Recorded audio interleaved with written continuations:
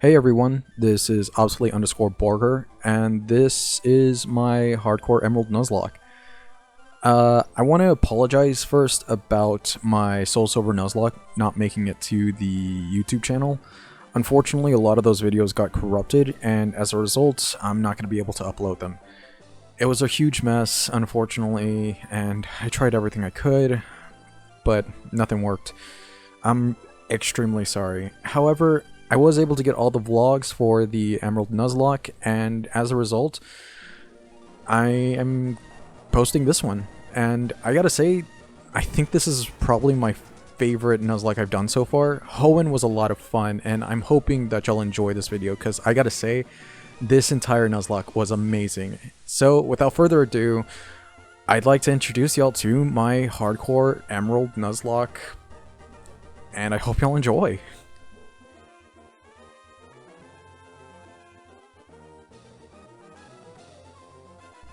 Now, since this is a Nuzlocke run, I feel it is right to go over the Nuzlocke rules. I can only capture the first Pokemon on each route. I have to nickname all Pokemon that I catch, and if a Pokemon faints, it dies and must be boxed or released. Those are the normal Nuzlocke rules. However, we also add the hardcore rules as well, and they are as follows. No over-leveling for gym battles, no item use in battle, except held items are permitted. Dupes/species claws are active, so if I run into a Pokemon that I have already caught, or a Pokemon of that evolutionary line, then I can re-roll until I find a unique encounter. Set mode must be turned on, and if I lose a battle, I must restart the Nuzlocke. I will also add the shiny claws, as I do run into a shiny while I am grinding. With that being said, let's get into the Nuzlocke.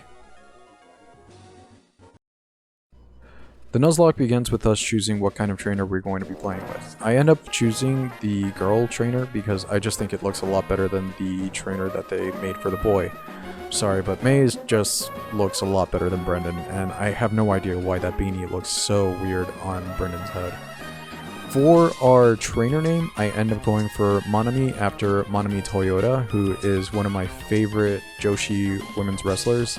A fantastic women's wrestler. If you've never necessarily seen her, I highly advise it.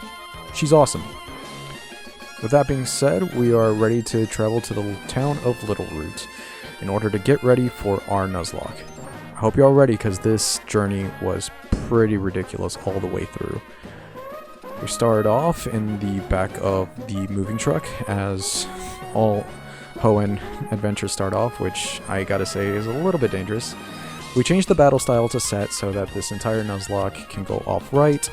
I fiddle with the entire system just to double check, because I don't want to necessarily mess this up.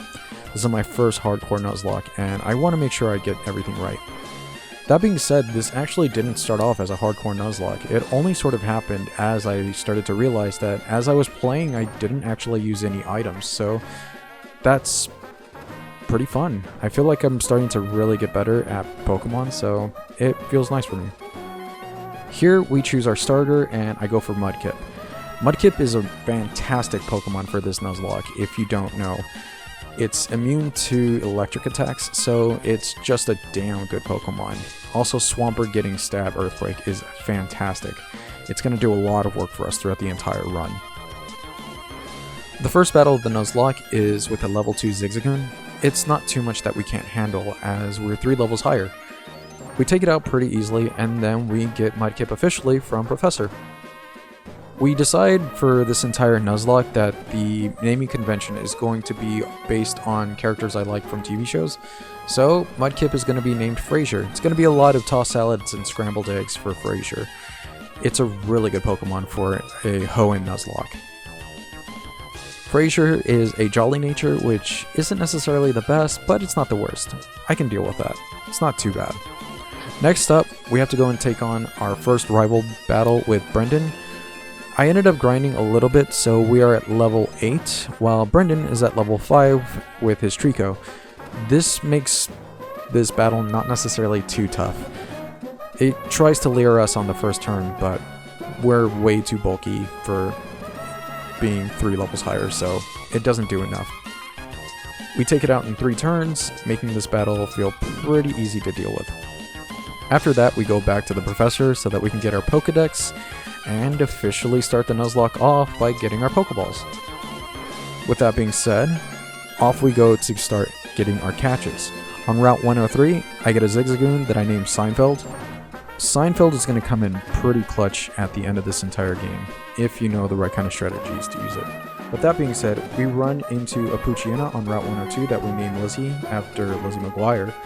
And on Route 104, we run into a Wingle that we named Cricket after Rickety Cricket from It's Always Sunny. In the Petalburg Woods, we run into a Taillow that we named Niles. And if you don't know, Niles is going to be a great Pokemon for this entire Nuzlocke. Hoenn is very, very, very trivial if you know how to use a Taillow and its evolutionary form, Swellow, as they get Guts. And Guts is a fantastic ability to have. Can really, really, really be clutch in a lot of battles, so long as you know how to play around a few certain gyms. Which, that being said, we take on our first gym, which is against Roxanne. Roxanne isn't necessarily too much of a problem, as we have Mudkip, and having a water type in a rock type gym is pretty much an easy sweep. We go through the Geodude pretty easily, and her second Geodude also goes down pretty easily as well. The third Pokemon that she has is a little bit of a different situation, unfortunately. Nosepass is at level 15, which means we're one under, and also it's only a rock type, which means it's not 4 times weak. So we're just gonna have to keep hitting it with Water Gun and hope that it's enough to get us through this battle. We do proc the berry that it is holding, which gives it a little bit of health. However, it does hit us with a Rock Tomb, which makes us a bit slower. Roxanne gives it a potion, which restores its health somewhat, and then we hit it again with a Water Gun, whereupon she restores Nosepass's health again. That being said, we keep hitting it with Water Guns, and Nosepass just decides to hit us with a block so we can't switch out. It does also try to go for a tackle that it misses, so we just end up Water Gunning it until it's dead, and we're able to get through. The potion loop that it was doing, as well as not being able to beat us with all these things, it just made this battle feel a little bit, honestly, insane. I really thought there could have been some unfortunate situations. Had Nosepass just gone for another Rock Tomb and got a crit, we might have lost Frazier, but thankfully it didn't. So after that, we get a level up, and we have taken out the Nosepass. First gym battle done, and it was at this point that I started realizing that I didn't use any items getting to this point. So I'm not necessarily completely in on doing the hardcore Nuzlocke at this point. However, I'm starting to realize that I haven't used an item, so maybe I'll turn this into a hardcore Nuzlocke. That being said, I will eventually just end up adopting the hardcore Nuzlocke rules later on in the run, and I will also change the badges on the side of the Nuzlocke template. I made a very horrible mistake with those. I am very sorry. I will get that fixed. We do, though, have to get the Devon goods for this one employee, but we also got to get more catches. On Route 116, we run into an Nincada that we capture and name Charlie from It's Always Sunny. Charlie will come into play a little bit later on in the run, but for now it ends up in the box, as well as this Whismur that we run into in Rusturf Tunnel. I named this Whismur Elaine from Seinfeld, and I really don't necessarily have really much use for a Whismur. Maybe it can be used as death fodder later on in the run. We'll just have to wait and see. But having said all that, we do have to take on this Team Aqua Grunt. He's not very challenging. He only has one Pokemon, and it's a Poochyena, so we can get through this pretty easily, especially since most of our Pokemon are at level 14, 15-ish around this time. And because we have Stab Headbutt, we should be pretty okay throughout this entire run. Which, that being said, we get a flinch on the first turn and making this a damageless battle. Good on you, Seinfeld. You make your work. After that, we go ahead and we return the Devon goods to the employee so that we can get the story going, as well as getting a Great Ball. This also means that we will get our Pokenav, so hey, we can start grinding on some of the trainers that we end up beating, so that we can just get experience and some money a little bit easier.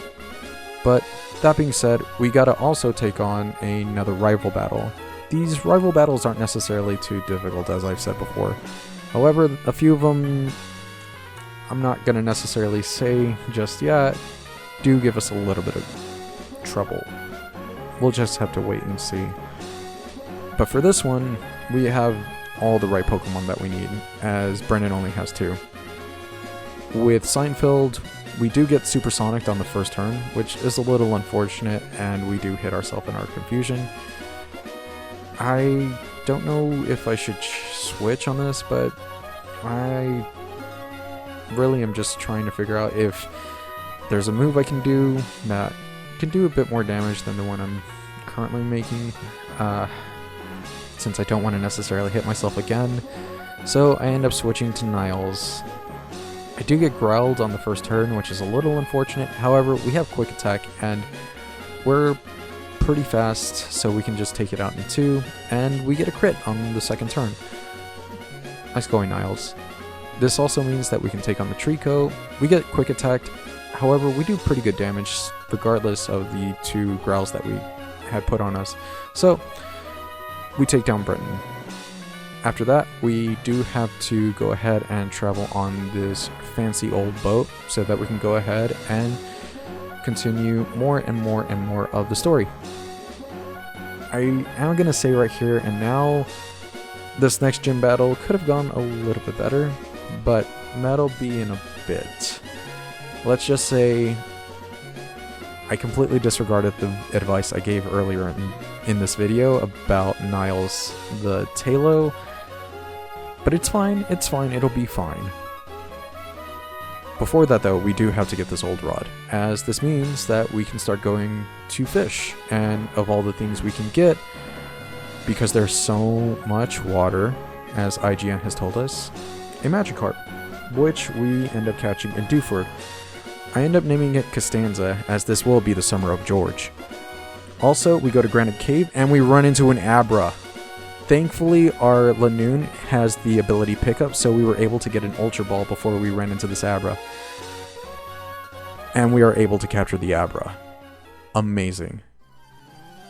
The Abra we end up naming Dennis, and it will be the 5-star man of this entire run. However, I didn't evolve it for this battle, so Talo is going to have to essentially pull all its weight for this entire gym.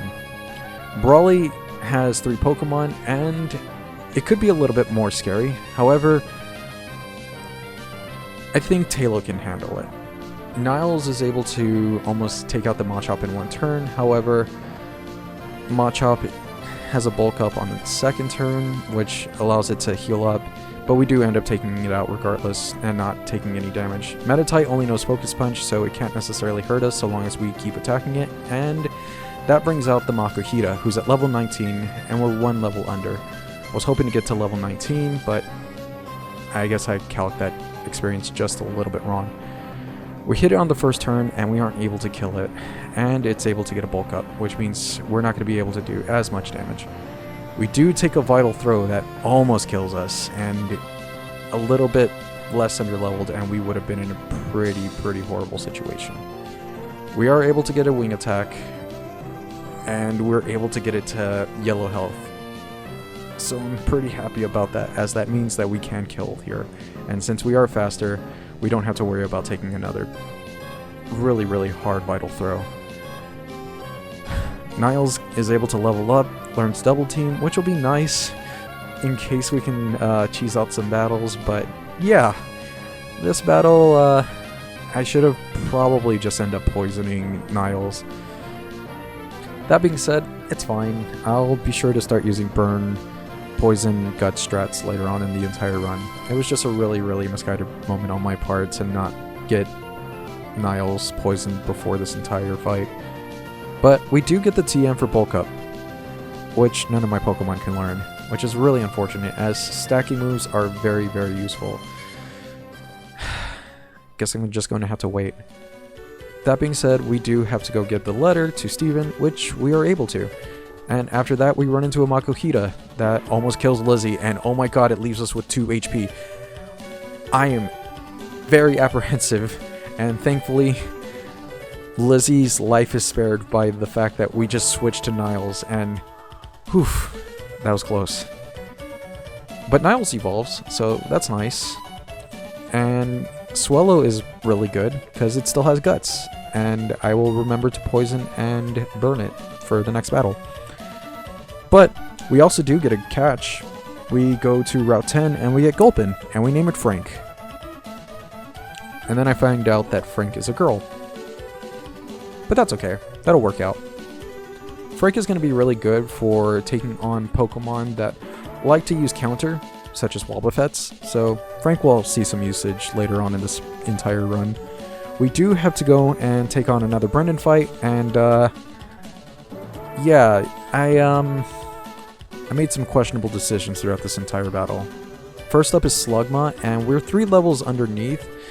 So I think, well, I'll just hit it with Water Gun, and then we get hit with Rock Throw. And of course, that means that's the end of Cricket. Really, really unfortunate. The first death of the run, and Cricket was sort of gonna be my ace in the hole against Norman. So that's gonna be fun once we get there. I can come up with another strat for Norman, but it is a little bit better that I end up losing Cricket. The rest of the fight is pretty easy, with Frazier revenge killing the Slugma, and yeah, I can't believe, of all things, Cricket died to a fire type. But Grovyle comes out next, so I end up letting Niles take this fight out pretty easily. One wing attack is more than enough to take out the Grovyle, so easy win, although we did lose our Wingull. Really sucks. But it's okay. Wingull is a Wingull, and it's not all that much of a loss. I'm not too heartbroken about it, and I don't think I will be for the rest of the run. Now, having said that, we do have to deal with the Watson fight, and I'm not gonna lie, this is gonna be the end of Lizzie. But before that, we do need to do some work. And that means that we're going to have to get Mightyena and Lanoon. Mightyena is going to be very, very much the sacrificial lamb of this entire battle. Watson has a Voltorb that knows self-destruct, and that can be pretty devastating for a Pokemon that I don't want to take that damage. So I'm just going to have to lead in with Lizzie. We do get the Intimidate, but that essentially means nothing because I think this Voltorb only knows electric attacks, which are all special. It does trade some damage with me, and then it goes for its self-destruct. See you later, Lizzie. Not too much of a heartbroken loss. It's a calculated loss that I was going for. I'm not necessarily too sad about it. But that means that we have to finish the rest of this battle with one Pokemon down, and for some reason I didn't bring in another Pokemon. But that's okay. Frazier should get the rest of this gym done. Since we are a water ground type, we get Mud Shot on all of these Pokemon, and it's enough to take out pretty much everything in one hit, except for the Manectric, which will give us a little bit of a problem, as it is a bit bulky, and we are 1 level underneath. But it's still not too much of a hard battle, as it only knows Quick Attack. 2 Mud Shots, and we're pretty much almost done with this battle. It does howl in order to get its attack back up, and then Watson goes for another Super Potion, but he's delaying the inevitable, and the inevitable comes when we get a crit. Watson, really sorry, but you just aren't that hard with a ground type on my team. We get the ability Rock Smash, which is nice, as it means that we can put it on our Gyarados and get a 50% chance at getting defense drops. Really good HM to actually put on a Pokemon in case you're having trouble dealing with really defense heavy Pokemon that can be a tank and a wall to get through. So maybe just consider putting Rock Smash on some of your heavier hitters. After that, we got to go back and get some more catches, so we end up getting Oddish, which we named Blanche on Route 117. Blanche is a grass type that I guess I could use, but I'm probably not really all that excited about it. Next up on Route 109, we go and get Tentacle that we name McPoils. Tentacle is a really good Pokemon, so we will actually start using it. On Route 112, we run into a Numel that I named Bluth from Arrested Development. And I was hoping to get something else on Route 111, but we end up rock smashing a single rock way too many times, and we end up getting a Geodude. Which, it's fine. Geodudes are really good, and I name it Bulk too. On Fiery Path, I was hoping for another fire type, however we run into Coughing, so we name it Skull. On Route 113, we run into a Spinda, and we name it Kimberly. I'm not really a big fan of Kimberly, so why not give Kimberly to a Pokemon that I don't really like.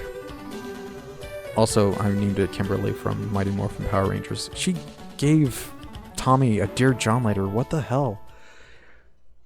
Really still frustrates me. We do catch a Lombre on Route 114, and I name it Kramer. That being said, we do have to take on the first Maxi fight, and I'm not gonna lie, this was a little bit scary. Mightyena does a lot of damage.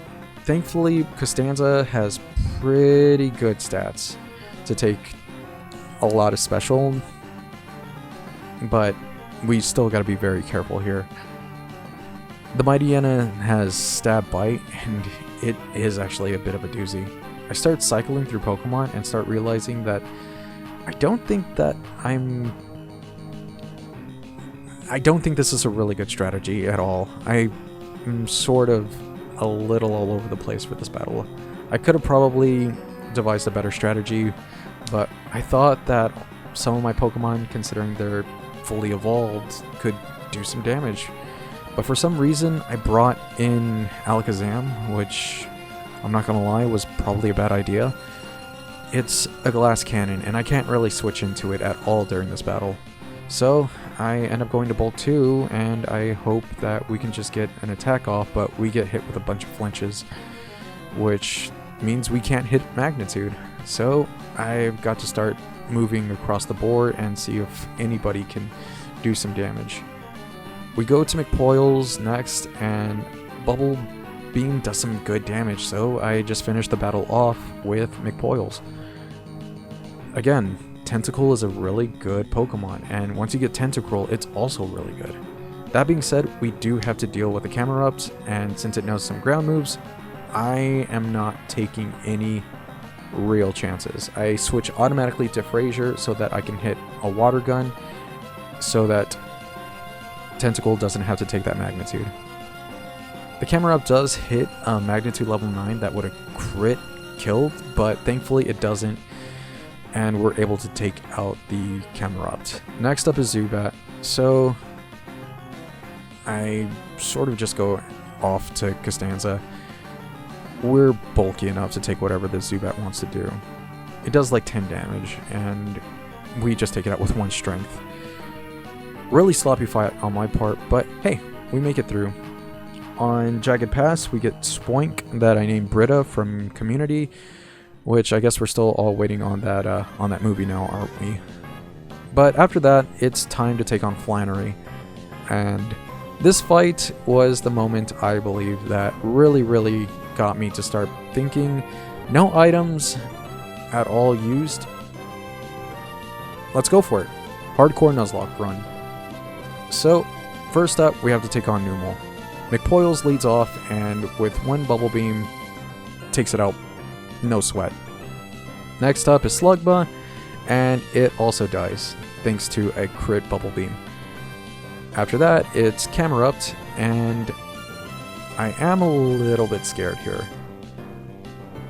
The Camerupt that Archie had has really put the fear of Magnitude in me, and I do not want to necessarily lose another Pokemon. However, I believe that Bubble Beam is more than enough to kill, and it does. Which brings up the Torkoal.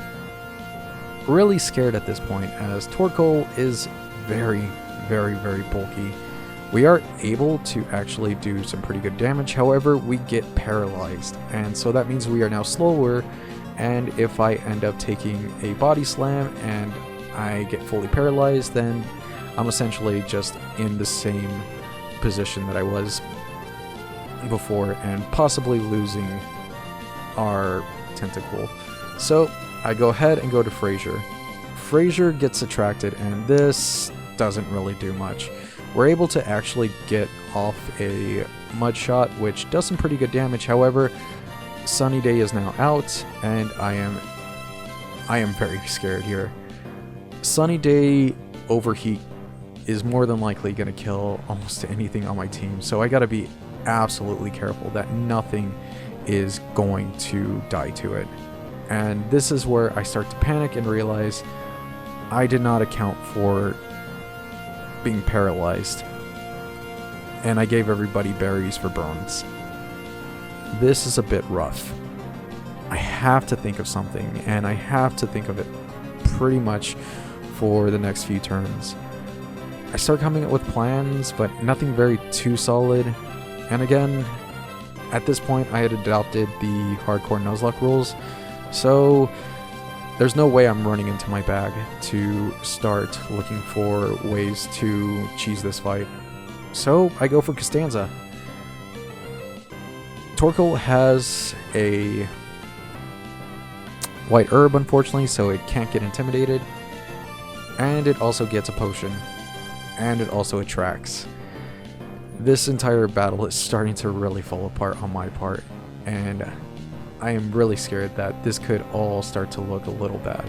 We are hitting our attacks though, which really does give me a little bit of faith that I can get through this battle. And since strength is hitting and we are able to get Torkoal into the yellow as well as the sunlight fading, I feel like I might actually be able to sort of just get through this pretty okay. The body slams are also not paralyzing, so I'm feeling pretty good.